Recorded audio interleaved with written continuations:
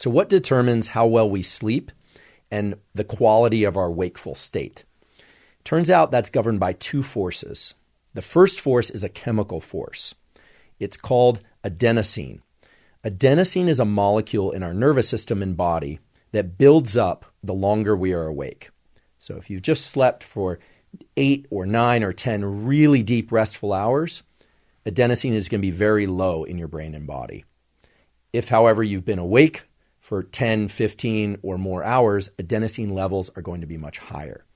Adenosine creates a sort of sleep drive or a sleep hunger. And actually, hunger is the appropriate word here, because for most of what we're going to discuss today, we can think of it in an analogous way to nutrition. Your nutrition and how well you feel after you eat certain foods, your overall level of fitness and your cellular health and your heart health isn't governed by any one food item that you might eat or not eat. It's governed by a number of different factors: how often you eat, how much you eat, which items you eat, etc., and what works best for you. In the same way, your sleep and your wakefulness are the product of kind of the average of a number of different behaviors. How long you've been awake is a key one because of this molecule adenosine. So the reason you get sleepy when you've been up for a while is because adenosine is creeping up steadily the longer you've been awake. And a good way to remember this and think about adenosine is to think about caffeine. Caffeine, for most people, except a very small percentage of people, wakes them up. It makes them feel more alert. In fact, some people are so sensitive to caffeine that they feel jittery if they drink it even in small amounts. Other people can drink large amounts of caffeine and not feel jittery at all. Caffeine acts as an adenosine antagonist. What that means is that when you ingest caffeine, whether or not it's coffee or soda or tea or in any other form, it binds to the adenosine receptor. It sort of parks there, just like a car would park in a given parking slot. And therefore, adenosine can't park in that slot. Now, when caffeine parks in the adenosine receptor slot, nothing really happens downstream of that receptor. The receptor can't engage the normal cellular functions of making that cell and you feel sleepy. So the reason caffeine wakes you up is because it blocks the sleepiness receptor.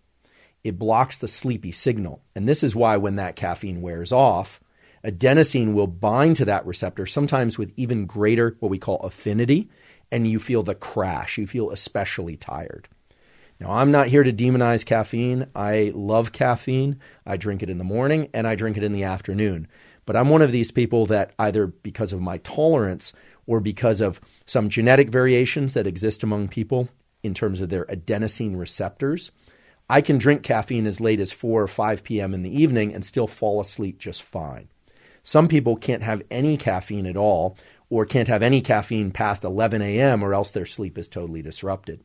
All of this has to do with the relationship between adenosine and these adenosine receptors, genetic variation, things that are very hard to find out except experimentally, meaning each of you needs to decide and figure out for yourselves whether or not you can tolerate caffeine and at what times of day you can tolerate caffeine in order to still fall asleep easily and get good sleep. So rather than demonize caffeine or say that, everyone can drink caffeine until late, you need to figure out what's right for you. Caffeine has a lot of health benefits. It also, for some people, can be problematic for health. It can raise blood pressure, etc. Caffeine increases this molecule that's a neuromodulator that we call dopamine. We discussed this in episode 1, which tends to make us feel good, motivated, and give us energy. Because, as you may have learned in episode 1, dopamine is related to another neuromodulator called epinephrine, which gives us energy. In fact, epinephrine is made from dopamine. So let's just take a step back and think about what we're talking about when we're talking about sleepiness. Sleepiness is driven by increases in adenosine that happen naturally.